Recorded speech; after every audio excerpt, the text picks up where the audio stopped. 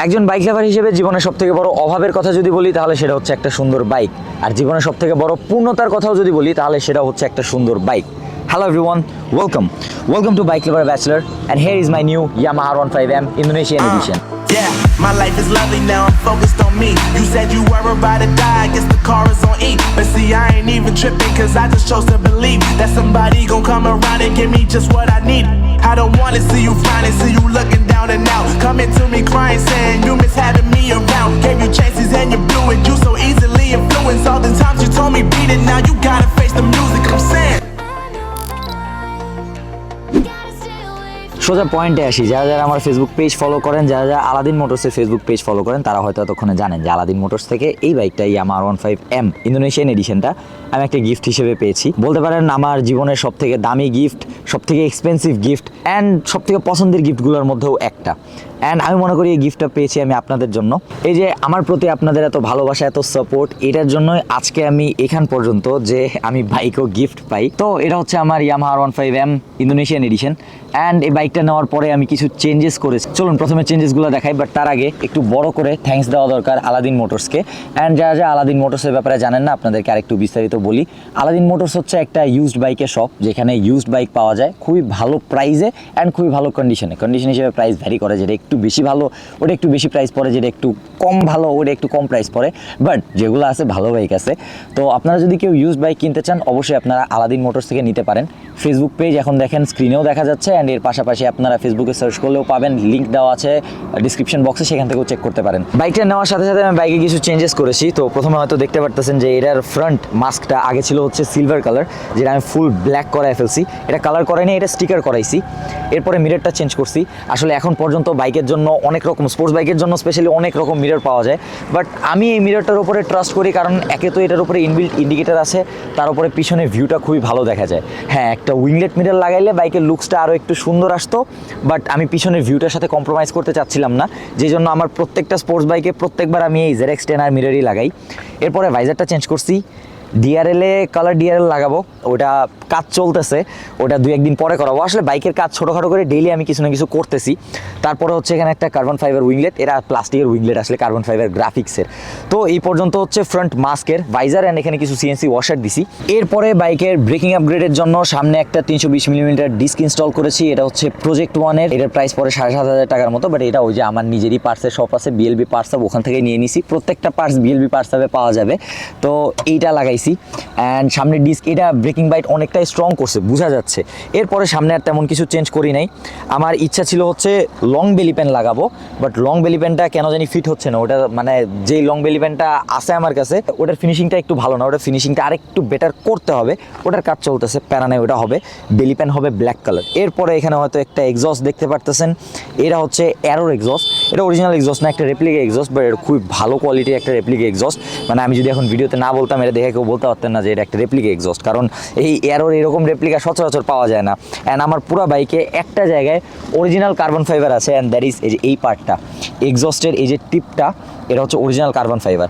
এক্সস্টের হোলটা অনেক বড়, সাউন্ডটা খুবই সুন্দর। দাঁড়ান আপনাদেরকে একটু সাউন্ডটা শোনাই এক্সস্টের। আমি লিভারগুলোও কিন্তু চেঞ্জ করেছি, হাওয়াই দিসু গ্রিপ অ্যান্ড সাথে RCBS3 লিভার। এটা কিন্তু আগে R15M এর জন্য হইতো না, খালি V3 ইন্দো আর V4 ইন্দোর জন্য হইতো। এখন ইন্ডিয়ান R15 এর জন্য হবে, R15 ভার্সন 3, ইন্ডিয়ান M সবগুলোতেই হবে। নিউট্রাল করে নেই। এই যে সাউন্ড, মাইক্রোফোন এখানে, তো সাউন্ড হয়তো ওইখান পর্যন্ত আসতেছে না, ওয়েট।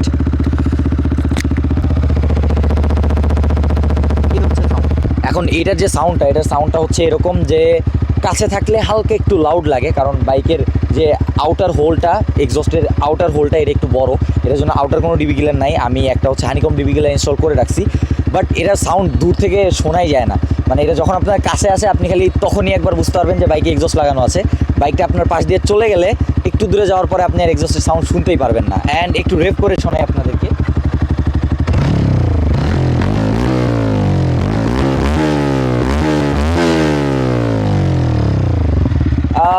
সাউন্ডটা আমি ভেবেছিলাম আরেকটু লাউড হবে, তো এই জন্য আমি চিন্তা ভাবনা করছিলাম যে বাইরের আরেকটা ডিবি গিলার বানাবো, কারণ আমি এত লাউড সাউন্ড পছন্দ করি না। তো বাট এটার সাউন্ড যেরকম আছে, দূর থেকে যেহেতু শোনা যায় না, কারো কোনো অসুবিধা হয় না এই সাউন্ডে। তো এটার বেন পাইপটা, যে বেন পাইপটা হচ্ছে ইন্দোনেশিয়ান বেন পাইপ, অ্যান্ড তার পাশাপাশি এক্সস্টটা হচ্ছে আপনার অ্যারোর, এইটাও হচ্ছে এটাও চাইনিজ এক্সস্ট না, replica, but it's not made in China. এরপরে হচ্ছে টেল টাইডি। আমার স্পোর্টস বাইকের পিছনে টেল টাইডি থাকবে না, এটা তো হইতেই পারে না। তো এই যে টেল টাইডি আর সিরিজের একটা টেল টাইডি লাগাইছি, নাম্বার প্লেট এখনও নাই, কারণ এটা হচ্ছে অন টেস্ট অবস্থায় আছে এখনও। অ্যান্ড এখানে পিছনের যে ব্যাক প্যানেলটা, এটা কালার করাইছি ব্ল্যাক কালার, কারণ এটা স্টিকার করাইলে দু একটা জায়গায় আপনার সিলভারটা বের হয়ে থাকতো, তো এটা ব্ল্যাক কালার করাইছি। অ্যান্ড এইদিকে আসলে পরে আরও দু একটা জিনিস দেখতে পারবেন, যেমন ধরেন এখানে প্রিলোড ইনস্টল করা, তারপরে হচ্ছে ওই যে S3 লিভার আর হাওয়াই দিসু গ্রিপ, যেটার কথা বললাম। তো এই হচ্ছে আপাতত বাইকের কন্ডিশন। আর আরও দু একটা টুকিটাকি কাজ হবে, টুকিটাকি কাজ দু একটা চলতেছে। আমি আসলে ফ্রন্টের যে ডিজাইনটা, ফ্রন্টের ডিজাইনটা চেঞ্জ করব। এখানে যে আমি ফুল ব্ল্যাক করাইছি, এই ফুল ব্ল্যাক না করে এটা R1M যেরকম থাকে অনেকটা ওরকম স্টিকারিং করাবো। আমি এর আগেও 2-3 জনকে করে দিছি, বাট আমি নিজে করার টাইমে আমার আসলে ওটা মাথায় আসতেছিল না। ফুল ব্ল্যাক মাথায় আসছে, ওটাই করে দিছি। যে আমার আগে ডিফারেন্ট কালার লাগবে, আমার স্টক লাগবে না, একটু ডিফারেন্ট হইতে হবে, তো ওইটুকু আগে করাই নিছি। এখন বাদ বাকি এগুলো ফিক্স করবো পরে, বাট ব্ল্যাকটা কিন্তু খারাপ লাগে না, ব্ল্যাকটাও সুন্দর লাগে। এই পর্যন্তই আপনাদেরকে বাইকটা দেখাইলাম, এখন চলেন বাইকটা রাইড করতে থাকি অ্যান্ড তারপরে আপনাদের সাথে বাকি কথাবার্তা বলি। Okay, so for the first time এই চ্যানেলে আপনারা রাইড করতে দেখতেছেন আমাকে, আমার নিউ R15M ইন্দোনেশিয়ান এডিশনটা। অ্যান্ড এক্সস্ট সাউন্ড আপনারা শোনেন ক্যামেরায় কতটুকু শোনা যাচ্ছে এক্সস্ট সাউন্ড, আশা করি তেমন একটা শোনা যাচ্ছে না, কারণ সাউন্ড তেমন একটা বেশি না। আপাতত এখন বাসা থেকে যাচ্ছি আমার দোকানের দিকে, BLB পার্টস হাবের দিকে। আমার রেগুলার ভিডিও যারা দেখেন তারা হয়তো জানেন যে আমি 13 GP1 অ্যান্ড আমার FZSFI ভার্সন 3 ডিলাক্স দুটো বাইকই সেল করেছিলাম আমি যখন এই BLB পার্টস হাব শপটা দেই তখন। অ্যান্ড তখন আমি বলেছিলাম যে বড় একটা কিছুর জন্য ছোট জিনিসগুলো স্যাক্রিফাইস করতেছি, ইনশাআল্লাহ বেটার কিছু হবে। অ্যান্ড আজকে আমি বলতে পারতেছি আলহামদুলিল্লাহ something better happened with me.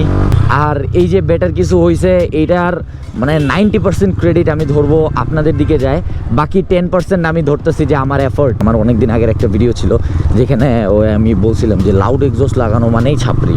এখন তো লোকজন এসে আমাকে ধরবে যে ভাই আপনি তো এক্সস্ট লাগাইছেন। তো ফর ইউর কাইন্ড ইনফরমেশন, আমি আগেও সাউন্ড শোনাইছি, যদিও সাউন্ডটা একটু ফাটাফাটা শোনা গেছে, কারণ মাইক্রোফোন এইভাবে এক্সস্টের কাছে ধরে সাউন্ড শোনাইতে গেলে সাউন্ড শোনা যায় না। যে আপনারা এখন হয়তো বাইক রাইড করতেছে এখন সাউন্ড শুনতে পারতেছেন, তো অনেকেই যারা এখন এসে কমেন্ট করবে যে ভাই এই যে আপনি না বলছিলেন এক্সস্ট লাগাইলে ছাপরি, সো ফর দেম ভাই ভিডিওটা আরেকবার একটু দেখেন। আমি বলছিলাম যে সুপার লাউড এক্সস্ট যেগুলা ওগুলা হচ্ছে ছাপরিদের মেইন পছন্দ। তো এইটা ইটস নট সুপার লাউড, এটা এত লাউড না যে আপনার কান ফাটায় দিবে, আপনার কান পর্যন্ত সাউন্ড যাবেই খুব আস্তে ধীরে। আর আমি ফার্স্টেই নিয়ত করে রাখছিলাম এক্সস্ট তো আমি লাগাবোই, তো এটার যেহেতু বাইরে ডিবি গিলার নাই আমি একটা ডিবি গিলার বানায় নিব, বাট দরকার পড়ে নাই। আর সাউন্ড যেরকম আছে আলহামদুলিল্লাহ খুবই ভালো সাউন্ড, মানে আমারও পছন্দ হয় অ্যান্ড আশেপাশে কারো কোনো সমস্যাও হয় না। আর আমি এই যে এতক্ষণ যেমনি দেখলেন চালাই আসলাম, নর্মালি আমি এমনিই চালাই, ফুরুত ফারুত চালানি আমি কখনো চালাই না। তো এই জন্য আর কি আমাকে কেউ কিছু বলেও না এক্সস্ট নিয়ে, খালি বাড়িতে গেলে আব্বু একটু দেখা বলবে যে এইগুলা কী করছো, এগুলা কী দরকার ছিল। এনিওয়েজ আমার আপনাদেরকে থ্যাংক ইউ দেওয়া আজকে শেষ হবে না। Thank you guys again and thanks to Aladin motors.